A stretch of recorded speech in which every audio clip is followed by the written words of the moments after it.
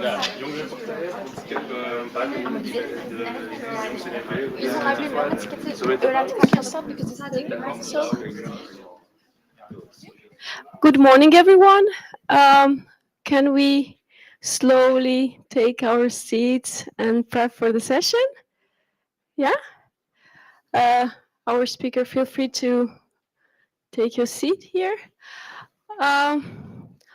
Welcome for the second day of the event. Uh, we are going to be your host for the day. My name is Ludmila. And my name is Mara. And we will try to guide you through the day. Hopefully, people will arrive because we had so many registration. I hope this is not a problem with the transport or anything. In any case, we would like to start in time to be able to continue the program accordingly. Maybe before we start, we can announce some house rules, Mara? We kindly ask you to put your mobile phones on silent mode, not to eat in the conference room, and keep the place clean. The toilets are downstairs on the ground floor, and if you do not wish to be photographed, please take a seat on the right side of the conference room, right there in the back. Thank you. Thank you, Mara. And without further ado, I will allow our first moderator of the day, Zainab, to start the session. Good luck, and I hope you enjoy it. Thank you. Oh, this one you need it? No, the other one. Perfect. So good morning, everyone. Thank you for being here. So our first panel of the day will be about a youth perspective on the future of Europe. So this panel examines the primary concerns of young Europeans today, their visions of the future of Europe, and the policies they're supporting following at the local, regional, and European levels ahead of 2024 European elections. So today with me, I have four fantastic speakers with me that I will present briefly, and then I will give the floor to them. So firstly, we have Radu, who is a member of the European of the Youth Advocacy Team. We have Oscar, who is the president of Young Socialisten, and Julien Heylens, which is a political scientist and researcher, program assistant at the Friends of Europe. And we have Kate Lancaster, who is a CPS Young Thinkers and project manager in policy at the CEN of Senelec. So we will start firstly by introducing Oscar, and I will give the floor to him. So, to Radu. Radu holds a master's degree in British Cultural Studies and specializes in exploring the dynamic intersection of youth culture, language, and political media discourse. His expertise extends to realms of youth cultural and political engagement, the social linguistic of identity construction, and the nuanced portrayal of gender and queer politics in various contexts. So his intervention topic will be about are young people really losing interest in civic and democratic life? So you have the floor, Radu. Thank you so much. Very nice to meet you. Good morning. Very happy to see some familiar faces as well. First of all, can you hear me well? Is this loud enough? Okay, perfect. Yeah, so as Zainab kindly introduced, the question I will try to answer with my intervention is indeed if the youth are really, getting less and less interested in civic and democratic engagement. And I guess I will jump right into it. And I think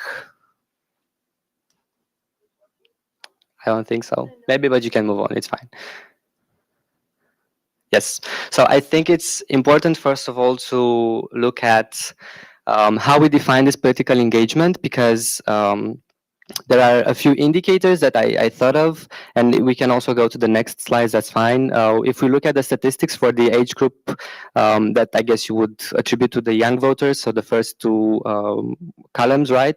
Indeed, you can see that with some exceptions in the EU, the voting percentages seem to really be lower than the other voting groups when it comes to young people. But we can go on as well.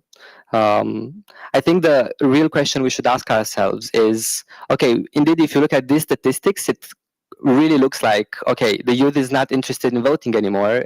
It's not politically engaged because the only information we actually have that is decentralized are these voting statistics. The question I want to pose is this how, like, or the only way we should actually look at this, or are there perhaps other indicators that we should be looking at? So in terms of voting, for example, there was this really interesting idea that I heard yesterday. It was by the European Parliament. It was something along the lines of they've been trying to attract the youth, and the way that they did that was obviously organize events, make organize activities, and kind of invite the youth to come, and that wasn't working. So what they did, and it sounded very obvious when they said it, but you don't really think of it actively, is that you should actually look at the places where the youth are and try to engage with them in those places. You shouldn't wait for them to come to you. So in this respect, I was wondering, how about, because a lot of people, and I hear this conversation, this is a very usual discourse about voting. Young people do not vote anymore. Okay, but we should consider the way that the voting is also carried out. We should think a bit outside the box, and I'm in no way policymaker, so I'm just speaking from the perspective of a young person that's trying to come up with ideas and kind of perceive the world around me. So I think it would be interesting to look, because if we look at these statistics, these are statistics for how would you vote in a country other than your own for your national election, sorry. And we can see that the young voters, and not even only the young, we can also see 30% for 40 years old and older, they would prefer electronic and online voting. And I think that is applicable also to just national elections, where you have the option to also go vote in person. So I think this, again, to tie it in with what the unit at the European Parliament said yesterday, would be a nice way to kind of even try to see if this would boost votings, if we really want to look at the really centralized kind of traditional way of judging political engagement. So bringing the voting closer to the youth. And now if we talk about how the youth actually engages, because I think the question that gets asked a lot is, does the youth engage in political or democratic life, civic? But we should ask ourselves rather, how do they engage and why is that so? So we can see, and there have been numerous studies carried out. You can also check them out. I've included some at the bottom of the page in the corner. They usually go for more direct action, so they are no longer interested in sometimes a very tedious process of political campaigns, going to vote. Sometimes, if speaking from experience, I come from Romania, we don't really have parties that personally interest me, so I of course still go vote, but I can definitely see young people feeling like, okay, even if I go vote, I don't really have a party that aligns even maybe half with the values I have. So then what incentive do I have to go vote if none of the parties actually feel like represent me? So in Romania, for example, and I think Eastern European countries as well, you don't really have this broad scope, this broad range of political parties and alignments that you can actually go vote for. So we can see that with direct action, they also like how the youth likes to politically engage is they like to do community work, they like to do volunteering, and these are things that are actually hard to centralize in statistics. Sure, you can have surveys, but it's not going to be like a national census of, oh, do you engage in political life? So, okay, you have the statistics, and then the other side of the coin, you really don't have it centralized. And of course, it looks like the youth won't engage politically. And also, something I've been talking to recently with youth organizations, and something I've heard is, okay, there are youth organizations, they organize events for the youth, but it kind of feels like they are organizing events, they're making proactive choices, coming up with initiatives, but in the public perception, they feel like they're just waiting for the adults to approve them, for the adults to implement them, for the adults to validate them on a social spectrum. So in this sense, I don't think the youth is given enough self-standing authority. So it's not treated as a standalone authority. It's always analogous to, oh, how will the adults perceive what the youth are doing? And that's kind of a filter that I think needs to be taken into consideration. Also, another thing is, and this comes with age, and I'm referring to age now. So the second part is less time and resources. I think we can all relate to the fact that when we were my political engagement started in adolescent years because I had time and resources to actually invest in it. I didn't, but now with I finished a master's degree, so I had to complete my education, find employment, so kind of personal priorities took over. And it's a bit more difficult to have time and resources to invest really and keep up with the political scene.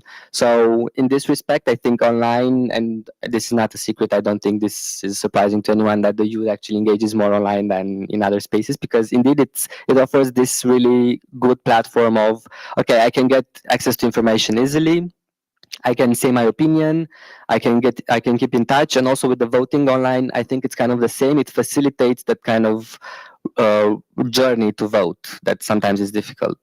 And now we arrive at the question of age, which I think is the core of the matter when it comes to the voters' age brought into question. So we look at political maturity, and there are so many articles that talk about this, and political maturity, for example, lowering the age to 16. I know some countries have done it, but I don't think it's nearly enough. And the main argument that gets brought into question is, of course, would a 16-year-old have the capacity to actually go and make a cohesive, comprehensive decision? And to that I say, based on all the serious, really prestigious university studies, and you can also check them out again, so from a scientific point of view, cognitively, psychosocially, it's been proven that 16-year-olds can indeed make a very, very reasonable decision when it comes to voting. So they a fully assumed decision. And also socially, I think, of course, we have Model UNs and all of these events that we try to involve youth in. But I think personally, if I remember the first time I went voting, it felt really nice. It felt like I have this voice that I can finally, concretize in an actual vote. And I think that's, you cannot go wrong with the actual thing because it's going to be more impactful. And again, at 16, you have way more resources and energy to deal with these kinds of things than you would have later as you grow. And also, yes, I was really interested, okay, lower the voting age, but do we have actual access to data after the vote? This has been done, and we have this data, and indeed it's kind of conclusive that it boosted youth participation in votes. And we can go to the next one, which I think is kind of to wrap it up. I think it's really hard in any particular context to feel like you have any opinion or like the right to say your opinion when you don't feel welcome or you don't feel like you are going to be taken seriously. And underrepresentation is a thing in most, institutions, most cases, most fields, most contexts, not even political. So even if you look at the European Parliament, it's only 6% of MEPs that are aged between 18 and 35. So, I think these are a few interesting things that I thought I would mention as my intervention. Yes, thank you. So thank you very much, Radu, for your intervention. We will pass to the intervention of Oscar Sanchez. He is the president of Young Socialisten. It is the youth wing of the Socialist Party in Flanders. And so he's an engineer, and he's currently working at the University of Antwerp, where he's doing a PhD in sustainable buildings. So please, can you tell us why it is important for young people to get involved in politics? Thank you. Yes, thank you for having me here. Actually, I want to start by using a cliche, but one from which I really believe that has never been as true as it is today. Namely, that has never been as important for young people to participate into politics.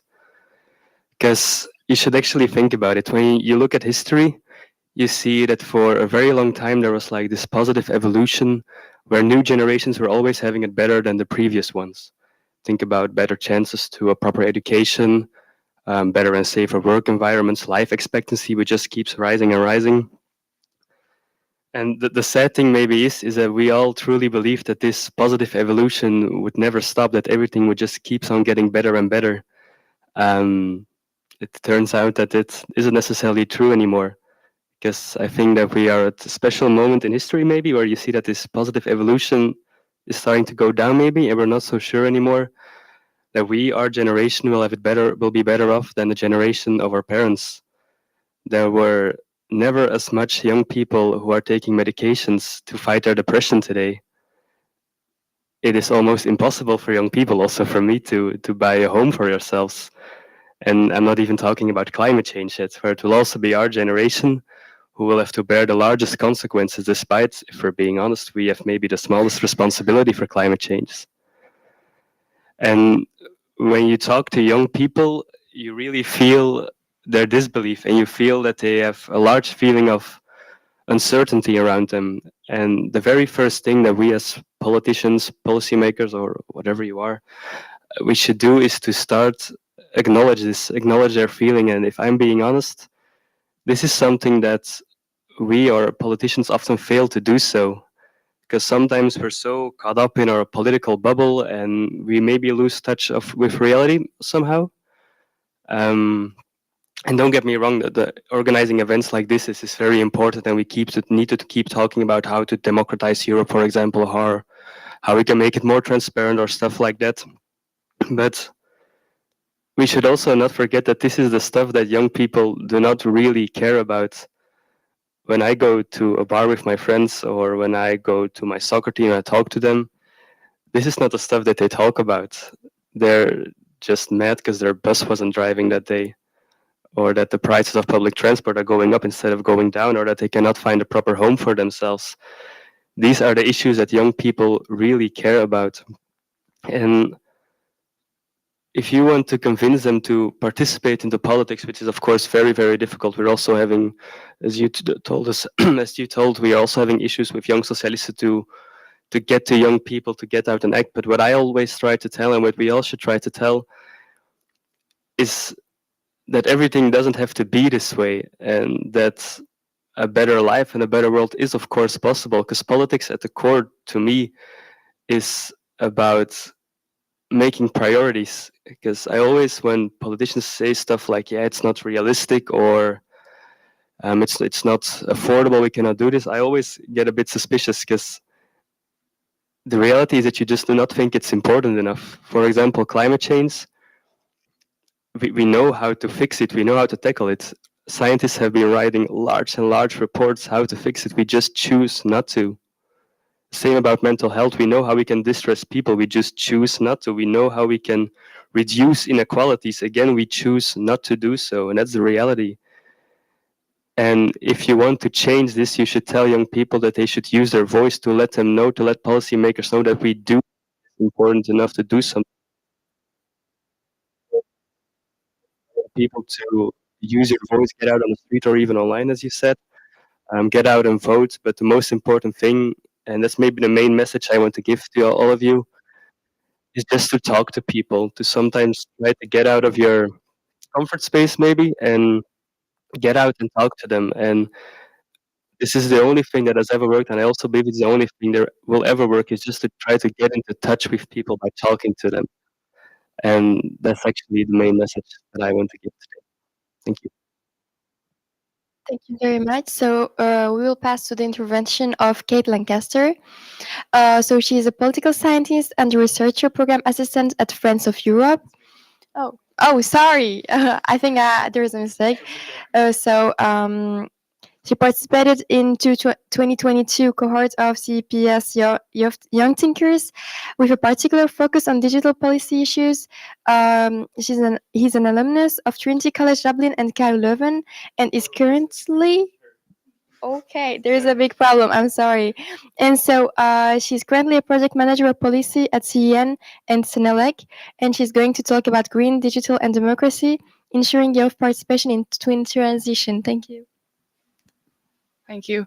I'm not a researcher at the Friends of Europe, but sounds like a great job title, so I wish I had that. But yeah, so I'm going to talk a bit about my experience with CEP's Young Thinkers, as well as also ideas about how we can involve young people past the voting stage and actually into policy making itself. I think we know that there's a stereotype that young people are disinterested in politics isn't true. While maybe it doesn't reflect in the voting sort of statistics, we know that we see, like I said, young activism online, we see involvement in climate marches, we see that young people are passionate about the things happening in their lives, maybe if they can't vocalize it in political statements, but they are concerned about everyday things that are shaped by politics.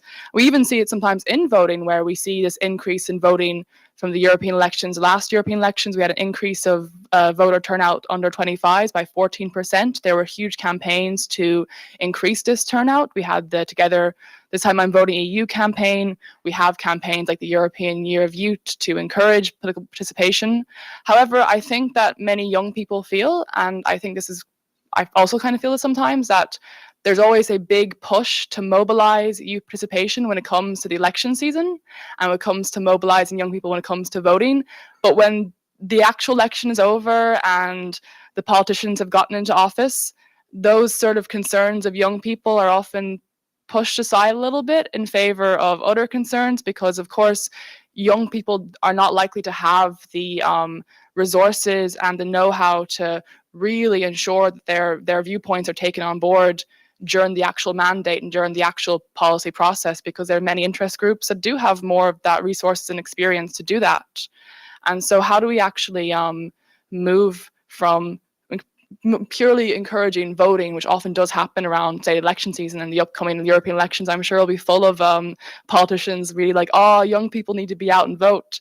But how do we actually get them involved in policy making? Because, I mean, this commission's mandate, they've been focusing on the twin transitions, the green and digital transition, and these are very future-oriented plans. The idea that we are looking to make a climate-friendly Europe and a digitalized Europe, these are things that young people arguably have some of the greatest interest in ensuring is a success.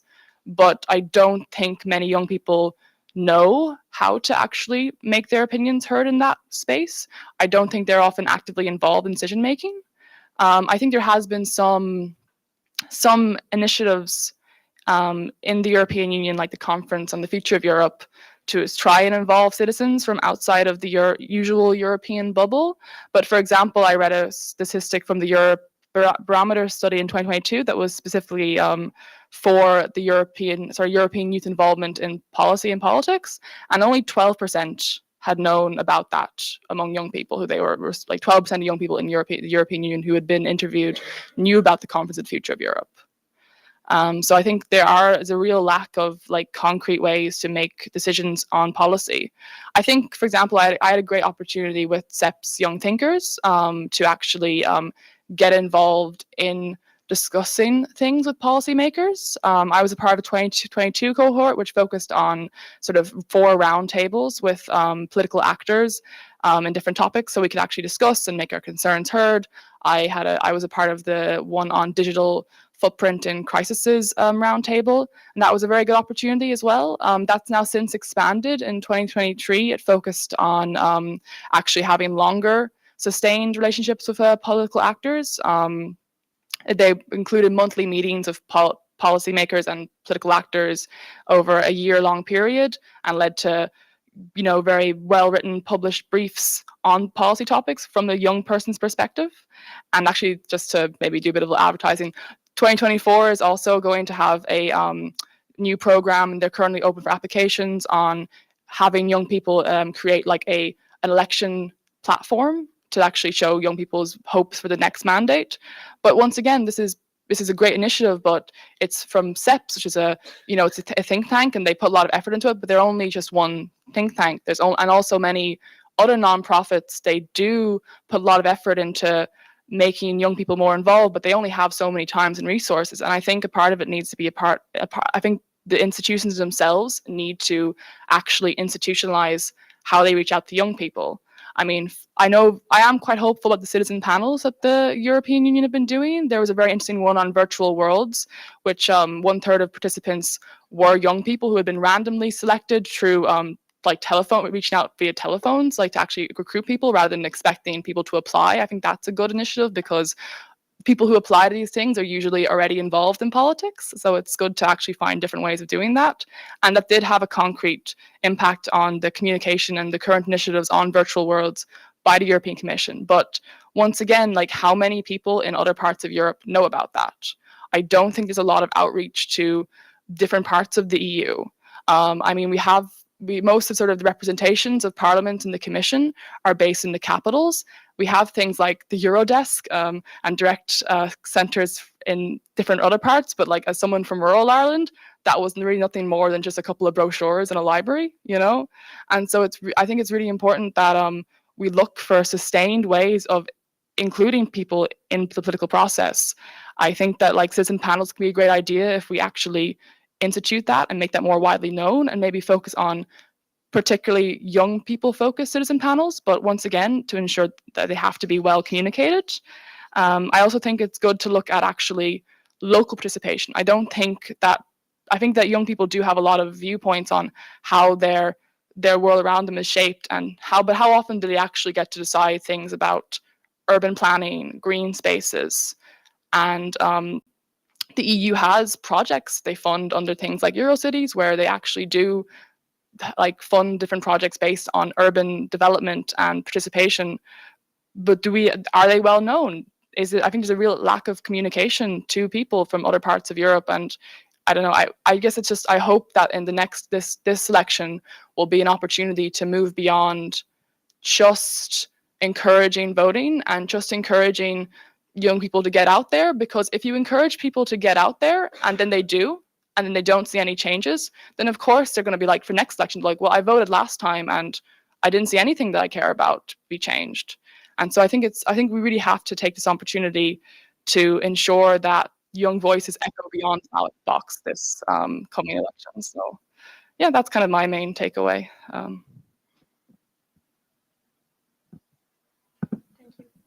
So we will pass to the real political scientist and the research program. And yes, program assistant at Friends of Europe.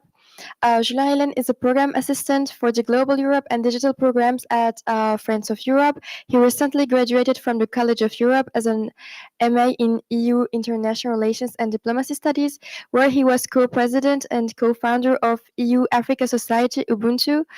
And he wrote his master thesis on EU democracy promotion in Rwanda and Burundi, during which his opinion was placed on deliberative democracy in Rwanda was published in La Libre Afrique.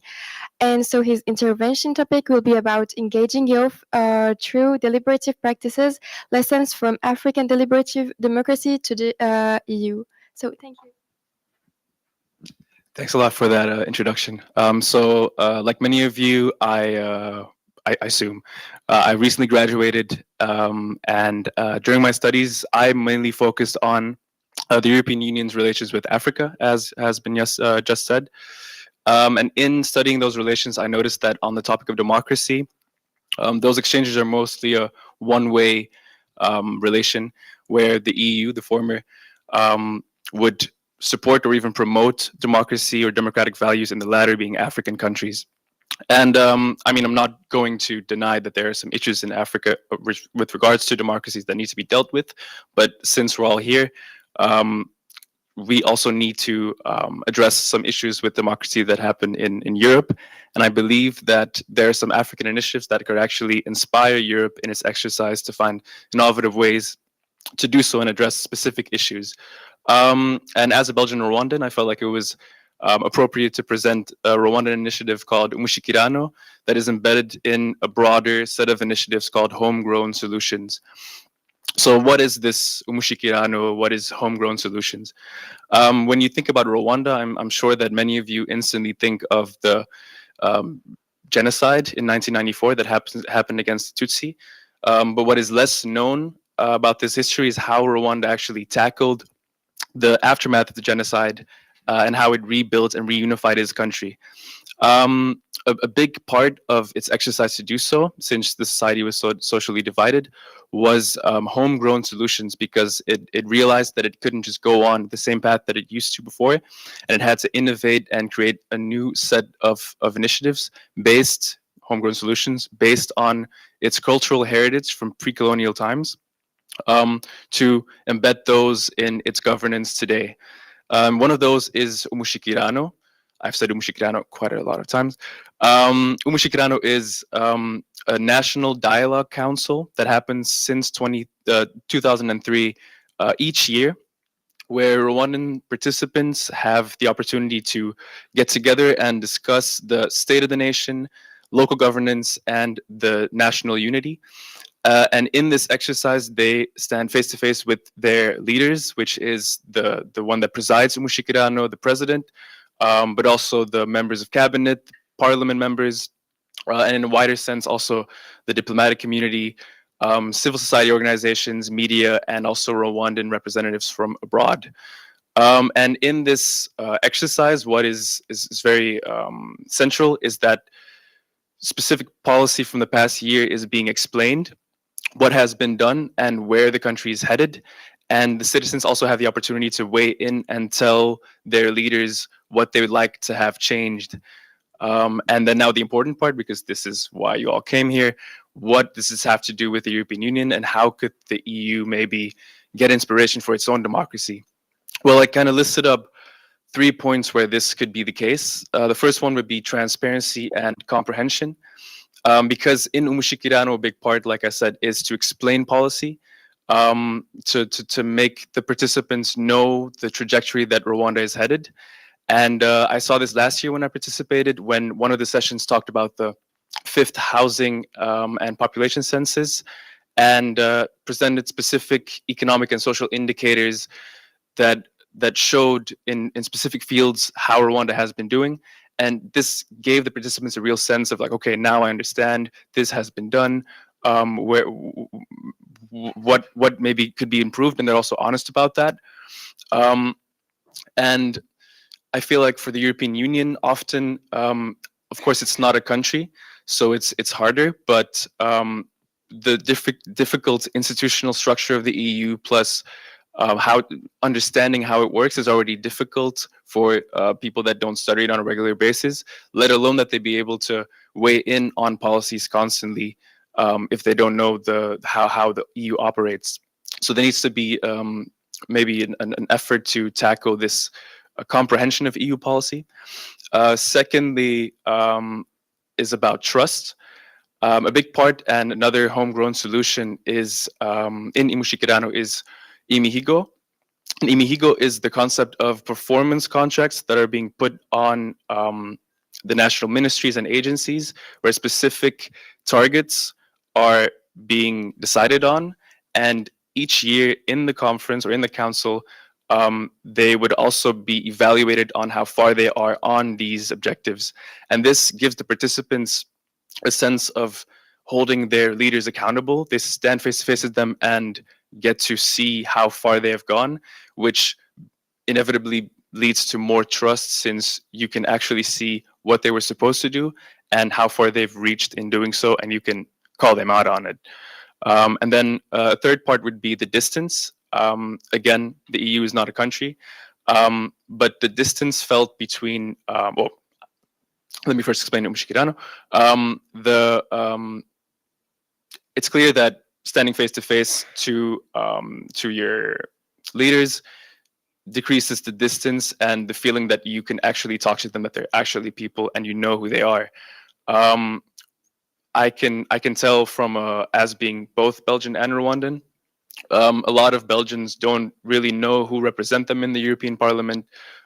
These representatives feel quite far away, and it's mostly about national issues, anyways. When we go voting, so when looking at that, the Umushikirano conference could maybe serve as some sort of inspiration to bring the representatives closer.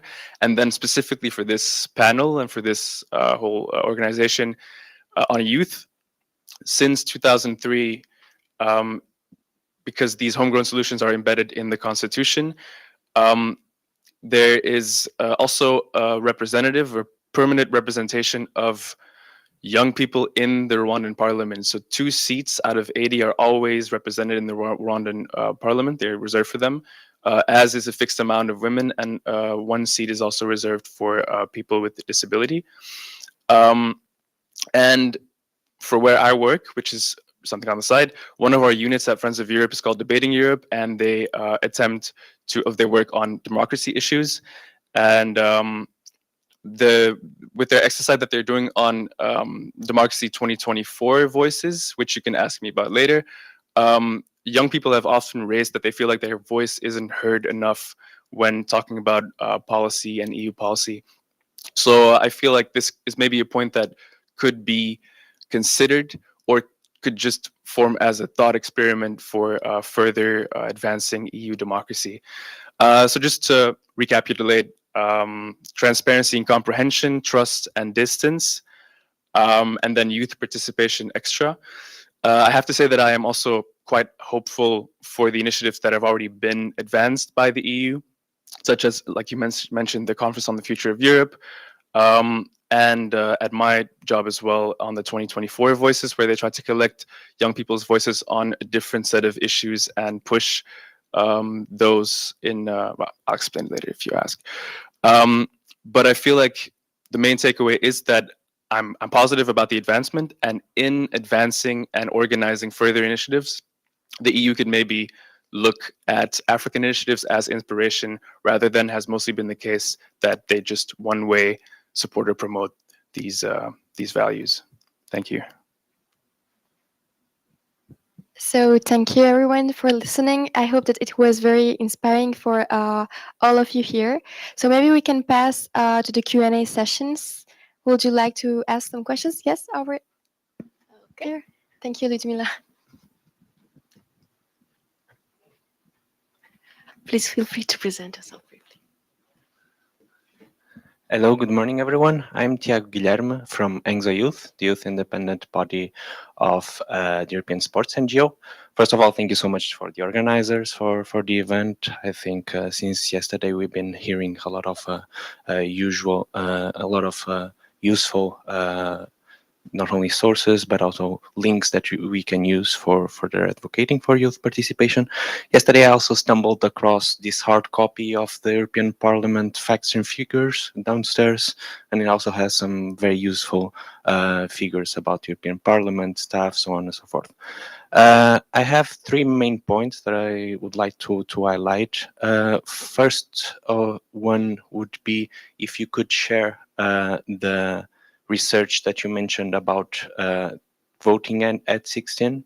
That will be very useful. We can speak at the coffee break.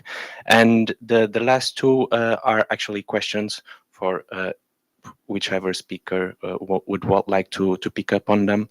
And I'm very, very grateful that you actually picked up on the Eurobarometer on youth and democracy published last year. Because my questions are precisely in that study. So one of the findings is that youth find out voting in elections, national, regional, local, European, as one of the most efficient ways of having young people's voices heard. Nevertheless, that doesn't particularly translate into the voting turnout in the elections, both at national level and also at European level. So what would be your take on this? And the last one would be regarding the spaces that young people find or participate most in, namely sports clubs. In that same study mentioned sports clubs, and sports clubs is a civic space that has been frequently showed up as the biggest space where young people like to participate from the several Eurobarometers. So are we doing enough, or can we do more regarding or pay most attention to sports clubs when doing our advocacy outreach regarding youth participation? Thank you so much.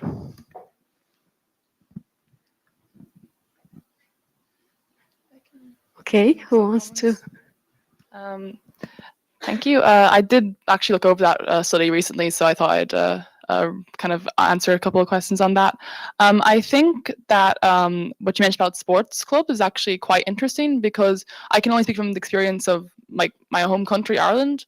Sort of our sports organizations, we have the Gaelic Athletics Association, which focuses on Irish games. I would find that, especially in rural communities, like where I'm from, they have a tremendous impact on community organizing. Now, they're normally not done in sort of like the broader range political views or political issues. But for example, when it comes to raising money to like redo a local community center or raising sort of charity work, they're often instrumental, and they do bring people together in a way that, even if necessarily not involved in sports, I'm terrible at sports, I'm the clumsiest person ever, but you'd still find that they do have a really big role in playing in bringing community together. And I don't see why that sort of initiative, which I think also happens in many other European countries, they can't start bringing, I think it's people don't want to politicize these things too much, I think, as well, because they are spaces for the community to bring them together. But there's other issues that I don't think are political related that don't have to be politicized. Like I think personally climate change doesn't have to be politicized in many ways. I know it is, but it shouldn't be. It should be that everyone wants to work together to create a better future for our generations coming. And as well as urban planning and urban issues and sort of like rural planning. I think those are great spaces to bring people together and talk about issues that are political related, but not overly political, because I think that's kind of why sports organizations aren't maybe utilized as much, because people are worried about, I guess, ruining a community space, which I kind of understand, because you don't want to create so much heat when it comes somewhere like a sports organization. But I do think that it could be a great place to reach out to young people and identify, I guess, talented organizers, because some of the most talented organizers in these organizations are like 18-year-olds or 17-year-olds who want to raise money for their local charities, and they gain these skills. I think those skills can be brought to other arenas as well. Anyone else want to?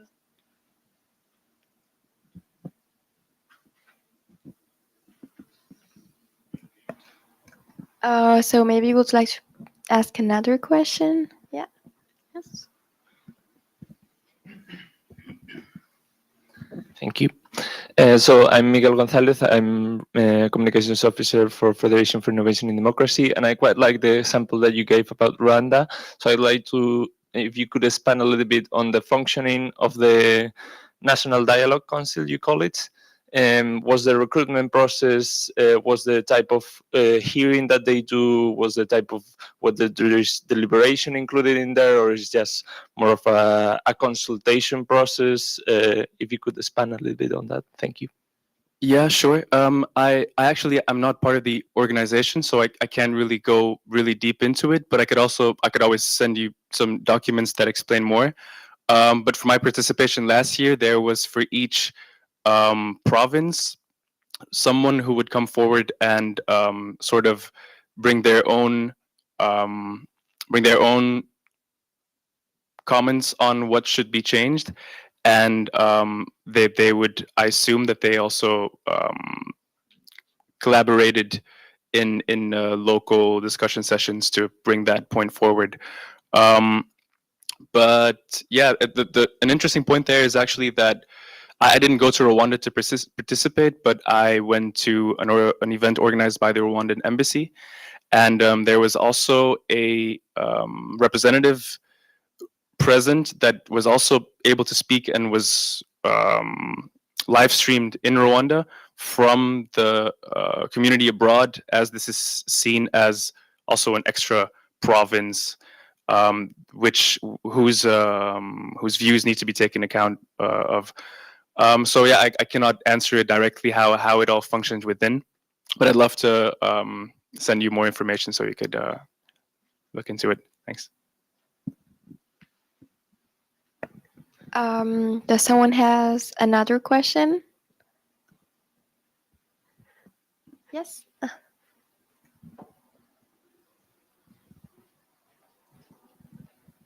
Yeah, I wanted to return back to the discussion about lowering the voting age and these related issues. I was curious to know whether this is to be accompanied by some structural reforms in order to lower the age, like the schooling system need to be changed, some initiatives need to be done in order to have young voters really be able to vote extensively.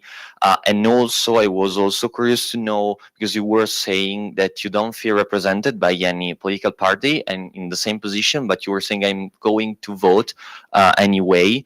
Are you just leaving blank the sheet paper when you're going to vote, or you're just voting the party that you think is not doing is doing the least damages? Because if it's the case, I don't agree with that, but I'm curious to know what's the argument in case. What's your argument?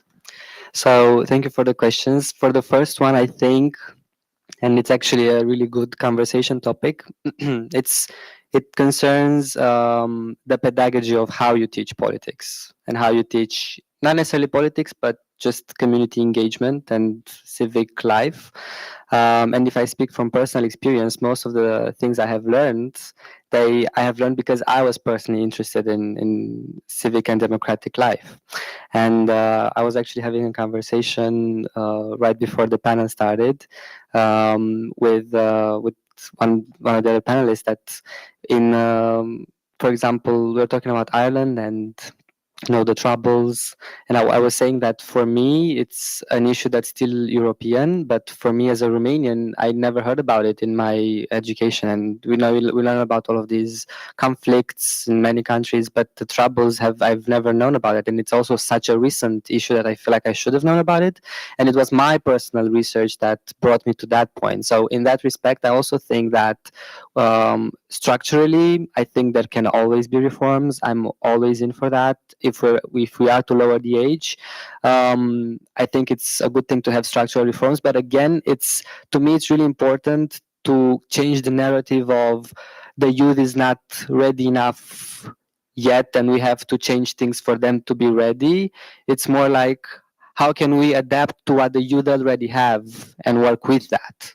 Because all the narratives I see so far is, oh, the youth isn't this, the youth isn't that, but what if the youth already is those things and we just don't know what to do with it? So again, if there are reforms, I think there is a shift of narrative that we have to take into consideration, because a coin again has two sides, and I don't think we should always look at it from, okay, because there isn't a precedent doesn't mean that they haven't been ready for the precedent to be created. So this is the answer to the first question, if that makes any sense. And for the second one, personally, now I'm 24, so I've gone to a couple of elections. When I first started voting, there were parties that personally that I was aligning with, so I really like their values, what they were professing. So I voted. I was really excited about it. They had really nice initiatives. And then as time passed, I saw that even those parties I voted with, okay, in theory, political agenda is always going to be really wow. And I think someone said that everything culminates to the voting stage, and after the voting stage, kind of the youth is, okay, thank you, now you can be silent for the next 4 years or whatever until we need you for the elections again. So I voted because back then it was the right choice to, and I felt like I was fully aligned with that choice. But now I can see kind of uniformizing in terms of alignment, but I don't think it's necessarily just Romania. I can see this on a global scale. Parties just shifting a certain way, values a certain way, and you can't really avoid it. It's a lot of populism that has been, if you look at the statistics, even with Brexit, I studied this in university, my master's degree.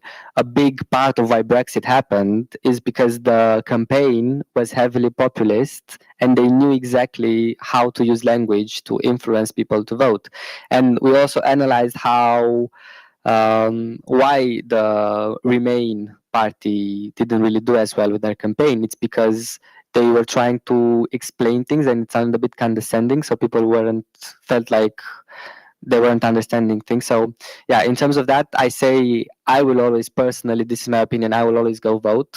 But it in Romania, I don't think it's quite as bad as other countries in the EU, but I can't really answer that question for you. If it were that bad in Romania, I don't know what I would do. Yeah. Generally, I think I encourage people to vote, but yeah, I think at the end of the day, it's a matter of personal choices. Do we have some other questions? And also feel free, it's a youth perspective, so feel free to add your insights, your ideas. It's not just about questions. Hi, my name is Simela Papatheophilou, and as you were not able to guess from that name, I was actually brought up in Austria. So I'm a citizen of one of those countries where you can vote at 16, and I did vote at 16. And if I remember correctly, the results from all the elections that I've been to since then, we never saw young people taking more populist choices than people in their 30s or in their 40s. So it's not,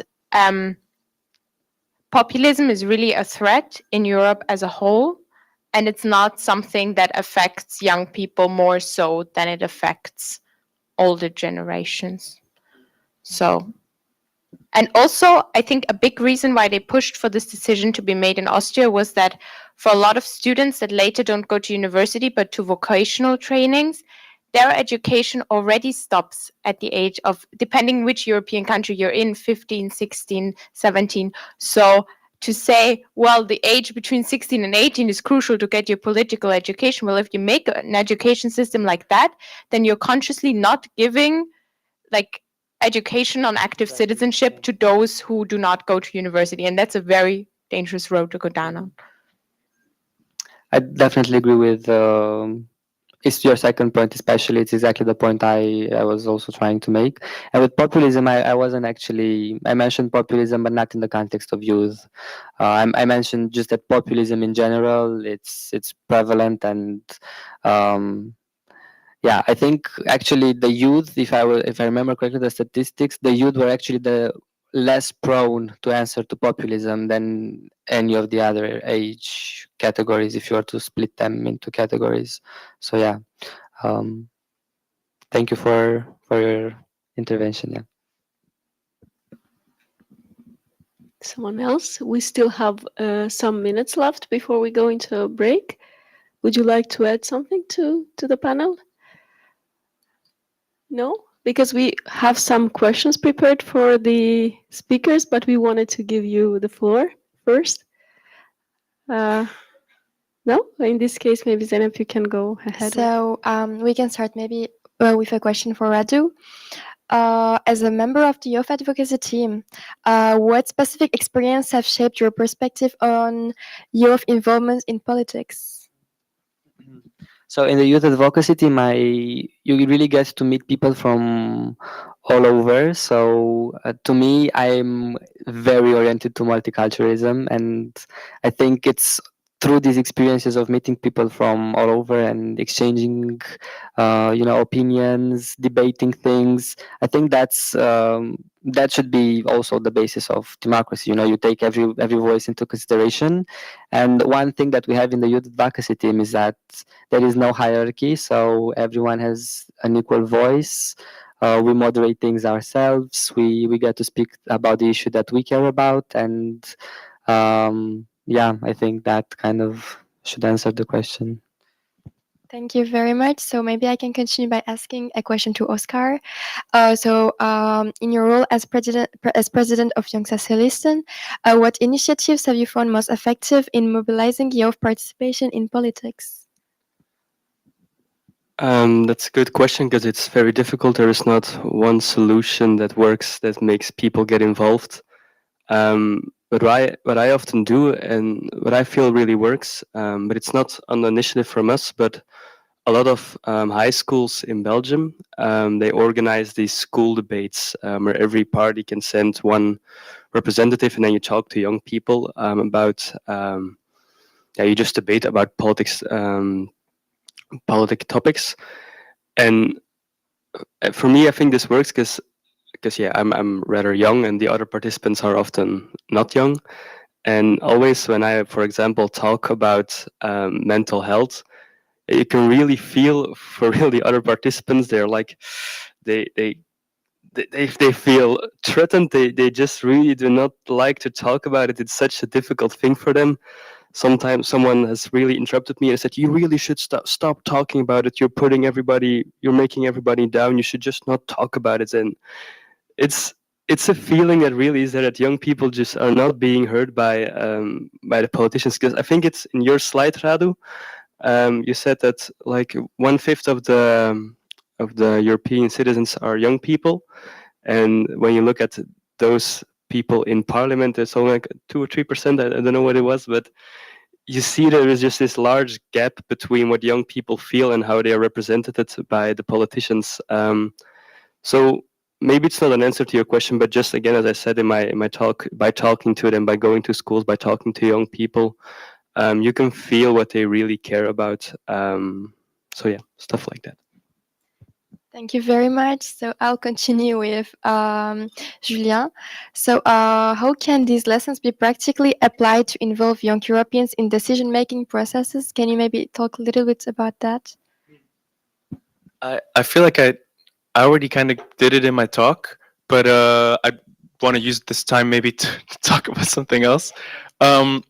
Because I work at Friends of Europe, and like I said, one of the units in our organization is working specifically on democracy, and we're one of the only think tanks, or maybe the only one that actually has a unit that attempts to build the bridge between civilians and policymakers. That's one of the key points that Friends of Europe works towards. And there's this initiative going on currently called 2024 Voices, where our in-house unit, I'm not part of the unit, just to tell you, but the in-house unit has been attempting to collect voices from different citizens all over, and it was mainly targeted at youth to discuss on a set of topics. I don't know them by heart, but I think one of them was democracy, there was security and foreign policy, climate, sustainability, etc. I think it was about 6. And with these voices, the special thing about this was that they were collected in the local language of these participants to kind of alleviate the bridge as well of everything happens in English or everything happens in French. So a moderator would collect groups online to talk about issues, and then collect these voices to get a clear overview of what young people are thinking. And then in our recent event of State of Europe, these were presented, and we're going to formulate these also in 10 policy choices to push for the coming European elections. So I felt like, since that's the one thing that I had to leave out because of time restraints, I wanted to mention, because that might be interesting for young people that want to weigh in. I think that the groups have closed though. But if you're interested, feel free to reach out, and I always want to send you possible opportunities to participate and share your opinion on these things, so they can still be included in the 10 policy choices. I'm sure my colleagues from Debating Europe would be very happy to hear your thoughts still. So yeah, that's a practical way to participate for youth, I guess.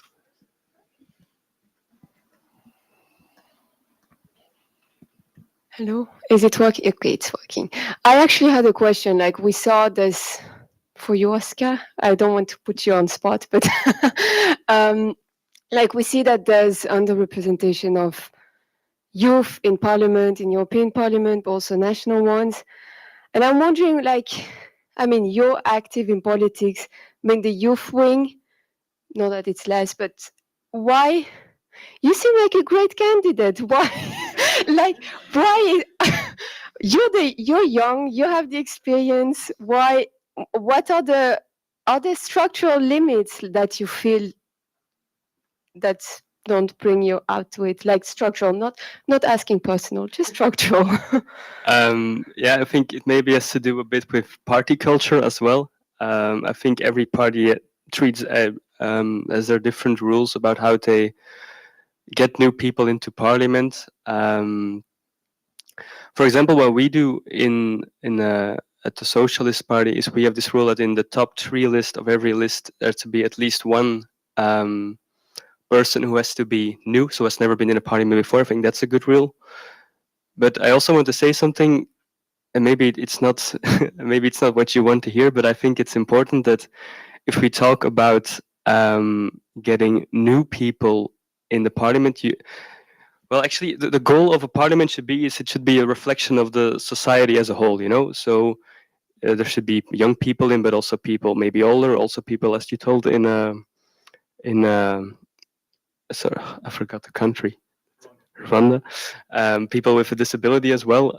So it should be actually a good representation, and young people should be a part of it. But also, a lot of other youth wings, they ask their they ask their mother parties, we call them, say, yeah, at least one of the 3 people should be under 30. And I think it's a bit opportunistic, because then it's like, actually, I want to be at a place, but the main thing should be there should be someone new, and young people should be a part of it.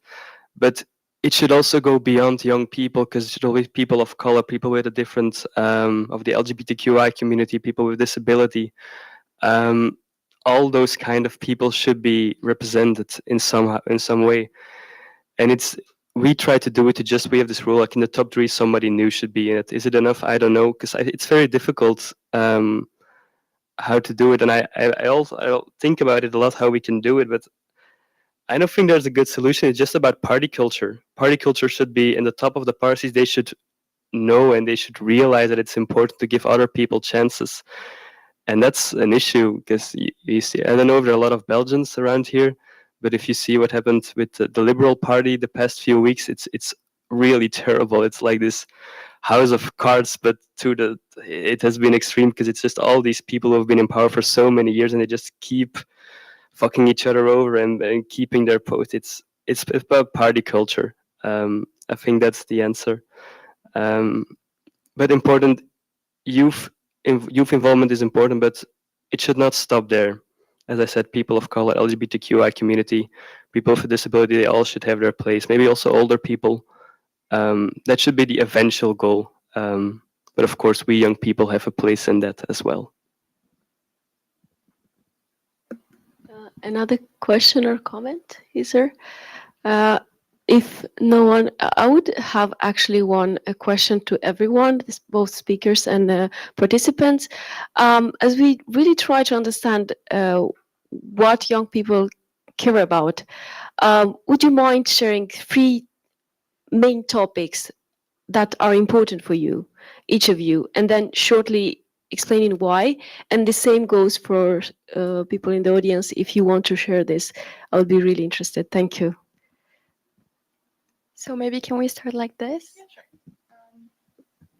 sure. So 3 things that are really important to me is, well, first of all, I think climate change is super important. I think that's for very obvious reasons, because we don't have a lot of time to act, and decisions we make now will have consequences not on us, but on our future, like my younger siblings, the future, like any potential children I have will be affected by what decisions we make now. I also am very interested in how the evolution of internet and technology go. I think that we're in a very weird space where we have so much advancement, but we haven't really decided how that can benefit the vast population. And so that's something that's super interesting to me, how we regulate the internet in a way that's also encourages free speech, but also, say, protects young people in some ways as well. And I think, yeah, I mean, also political participation. I think we need to make sure that all sorts of people are represented in politics, because otherwise you'll have communities who just don't feel represented, and they end up kind of not becoming involved at all, and then their voices will never really be heard. Because I think when you tell people repeatedly that their voices don't really matter, then eventually they're not going to really involve themselves anyway, and it kind of becomes a cycle. So yeah, that's my 3 things. First one, climate change. I don't think that needs a lot of explanation why. Second, mental health. I told it already, never as much young people are taking medications to fight their depressions. I think it's really time we need to start talking about it and doing something about it. And the third one, maybe it's a bit personal, but maybe housing. I have a lot of friends who just try to find a home for themselves. For example, I live in Antwerp, and it's by far the most beautiful city I've ever seen. And I want to live there, and it's difficult. And that's actually a very sad thing, isn't it? It's difficult to live in the city that you love. And I also have friends that who maybe find something, but it has with mold on the walls, and they just choose not to turn up the heater because otherwise they cannot afford it anymore. So yeah, I think climate change, mental health, and housing. So if I had to add something else that has been said, I would add education, because I think that's the base of each society. And I mean, if we don't have enough access to education, we won't have the same opportunities as others, and we will be aware with the education. So yeah, I will just add that one. For me, I think it's generally in the realm of human rights and minorities, especially because this is a really big conversation for us in Romania. We're a very homogenous country, and sometimes you can really get lost, really lost in the big picture. You really don't see yourself anywhere. So for me, it's important queer rights and queer visibility. It's really important to me. Also, immigration policies. We need to really understand how to be more tolerant, how to be, even though tolerant is not the right word for this because it has negative connotations also. But yeah, so I think also health. I think everyone should have the right to health. And also now, like of housing, we have increasingly more disenfranchised people. We have homelessness rates increasing. So I think that's also something we should really I mean, yeah, we can also be part of this equation for sure. But that's something I am personally interested in. Yeah, finding solutions. Well, I'm gonna repeat climate change, of course. Then to bring together my 3 points of my talk, to bring politics closer to people and to youth, make them understand it better, and make them feel like they can actually weigh in. And lastly, I wasn't really planning on talking on this, and I'm also not gonna elaborate on it much further, but I'd like to see a stronger condemnation of Israel's heavy retaliation in Gaza. Anyone in the field? Yeah, thank you. I just like to challenge slightly, which is everyone always talks about climate change.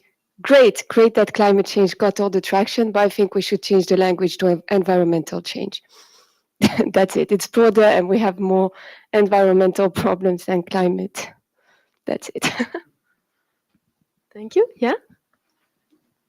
Yeah, I'm a bit surprised that like nobody said individual freedom, or one of the top 3 things, like I don't know, freedom of speech, freedom of enterprising, freedom of movement, freedom of capital, because those are also things that are kind of the basics of the European Union. So I just also maybe wanted to ask, what is your view on those 4 freedoms and of freedom in general? Yeah, maybe as a socialist, the freedom of capital is maybe not 100% my thing, but it's no problem there. But of course, freedom is very important. A lot of people are not having the freedom they deserve. I'm going to tell a story of a friend of mine. It's maybe not especially the kind of freedom that you mean, but I'm going to tell it anyway. A friend of mine who he lives in Belgium. He has a Congolese background. His name is Buba. Is his name? Buba Kalala is his name, and he was trying to find an apartment to rent in Antwerp. And he sent to a lot of people who were renting their apartments, like, "Hey, my name is Buba Kalala. I would like to rent your apartment, or to come to look to your apartment." And a very strange thing happened. He has mailed to more than 20 addresses, and nobody answered. It was like, "Oh, this is weird." So he did a test. He looked to an apartment and he sent 2 emails. The first one starting with the sentence, "Hi, my name is Buba Kalala." The second one, he sent us to the same person a mail. "Hello, my name is Jeff Verschuren," which is a very common Belgian name. And the Buba Kalala email got no response, and the Jeff Verschuren, after only 2 minutes, "Sting, sure, you're welcome to have a look here." So when you're talking about freedom, it's indeed we need to make sure that every people, where you come from, whether you're rich or not, or you come from Europe or not, or how do you look like, what your name is like, everybody should have the same chances in life. And when you talk about freedom, this is the first thing that comes to my mind, that everybody should have the same freedom. And you see that there is a big discrepancy about the freedom that some people have and some people have not, just purely because who they are. And that's a thing that I really want to fight for. Thank you. Somebody in the audience would like to share there? That would really be interesting to us to find out. No? Okay. I think we can maybe have a last question if there is something, and then we will have to go into a break. Just looking at the time. Yes, we still have 5 minutes. If someone wants to have some closing remarks, or our panelists would like to have some closing remarks, please feel free to do so. We still have a few moments left. No? Okay, then we can close. I will just make a few announcements because before we go into break.